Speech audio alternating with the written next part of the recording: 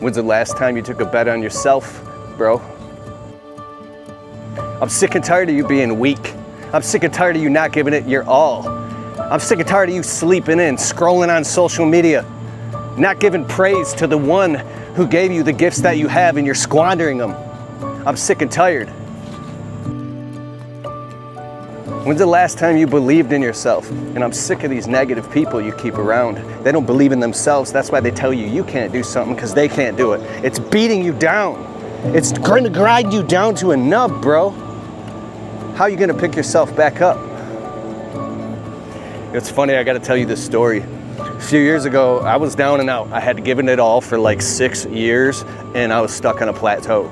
So my buddy DJ and I were like, let's go to this conference. Let's work on our goals. We're sitting in this conference, and the speaker, we invested in ourselves, but the speaker was asking us these questions. When are you going to take a leap of faith and believe and go all in? And something about that moment, bro, I had 65 pages of notes. My hand still hurts to this day. In that moment, I decided 100% I'm doing this. What is it for you? For me, it was to throw a live event, and I was terrified, but I was committed. You know what happened? It was done. Foregone conclusion in my brain. Came home through the live event, all in. I sold out. It was packed. I had goosebumps. And you know what happened? People pitched in to help, sold out tickets and everything. And I said, why is this working now? Why is this working? You know why it worked? Because I was committed. Other people see your commitment and they appreciate the hustle. They see it and they appreciate it and they want in too. That's what conviction does. Never underestimate the power of your conviction. And what is faith? Believing in things unseen. Faith is a belief in something that you anticipate is going to have a positive result. Doubt is also a belief in an outcome that's a negative result. And it's a constant war between your faith and your doubt. What are you going to choose to believe in moment by moment? We all go through hard times. We all struggle. We have sleepless nights. We have anxiety. But who are you going to choose to be in the storm? That's the character builder right there. That's how you build character.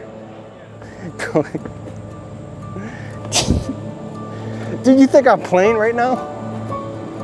I challenge you. What's the miracle that you're sitting on that you want to have happen in your life that you're not taking action on? That you're sleeping on? Bro, I walked into Ace Hardware yesterday. The dude who rung me up said, hi, can I help you? His voice sounded like a professional radio announcer. I couldn't even help it. It was kind of weird. But I was like, bro, you literally sound like you have this gift the way you're talking right now. Your voice sounds like a famous. He goes, that's funny you said that. He's ringing me up. I wanted to actually become a voiceover actor. And I looked at him, I was like, you could start a podcast. And he's like, oh, I don't know. And I was like, bro, my podcast, I started it with my phone, and it made me an extra $50,000 last year. My podcast that I started with my phone. And I don't sound like you, bro. You know, he said, yeah, I know. And then some lady was next to us. She goes, ah, like she kind of heard his voice, and she was like, wow. And when I walked out, he didn't even care. And I walked out and I felt like, bro, this dude is disrespecting himself. I literally wanted to walk back in and just raise my voice and be like, you're being a wuss right now. You're literally squandering the gift that you have. You can't impose on people. Maybe not, but maybe. My buddy was a recovering addict. He went from zero to literally turn his whole life around, got a master's degree and everything. And I told him the same thing. He's like, but wait a second, Kalfas. Imagine this is the table, and he used the prop. He said, when people can't see all of this greatness in their life, this potentiality, and because if you help people, their feet lose contact with the ground of what's real and viable and true for them today, and now you become responsible for them, because if you let them go, they fall back down, right? You can't make other people, you can lead a horse to water, but can't make them drink. But check this out. He said, when you pick people up and you raise them up and you show them, they get to see what's on the other side, right? And then when you let them go, they saw it now. Now they saw it and they can't unsee it, and now they have, it's like, you're helping people see their vision. I want to help you see your vision for your life. I want you to write it down. I want you to dream it and start talking about it. Don't tell it to negative people who are going to cut you down. I got somebody in my life, I can't tell them anything positive because they find something negative and horrific to say about it and it cuts me down. That person doesn't get that part of me anymore. They don't even deserve. They don't deserve to even hear about your goals and dreams. They've lost their privileges to even be able to speak to you about certain topics, full stop. But what about the people who build you up, who lift you up? I'm so blessed to have people in my life who pick me up when I'm down, when I'm in a pit, when I'm in despair. I call it my Fab Five. The people I can trust with anything. And I can come to them vulnerable when I'm beat up and broke down and I'm in doubt and denial and fear. First, I go to the Holy Spirit, but I also counsel with my brothers, and they pick me up. So back to this again. Who are you being right now and who are you being in the storm is going to determine who you are when times are good. And when times are bad, who you were, those deep lessons you learn in the pit are jewels that you bring with you that keep you on your A game when times are good. Because I'm telling you, somebody told me once, when the money starts coming and the opportunity, it's going to open like a floodgate.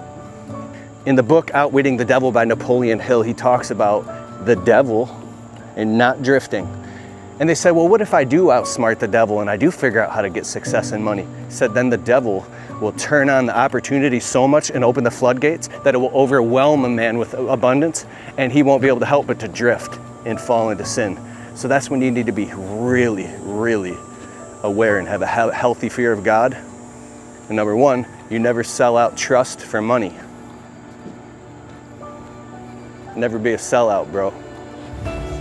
I make money on this YouTube channel because this helps me sustain the message. Maybe you want to start a podcast. Maybe you want to start a business. Maybe you're afraid to charge your customers. You got to know your worth. So here's my point. Know your worth. Stay humble. Before you fly off and chase a dream in the sky, examine the hard facts on the ground. And in between, step by step, moment by moment, in faith, you're right where you're supposed to be right now. And you got this. I got this. You got this, bro? What's your dream? What's the one thing that you've been sleeping on, that you know you need to do right now? Get it done.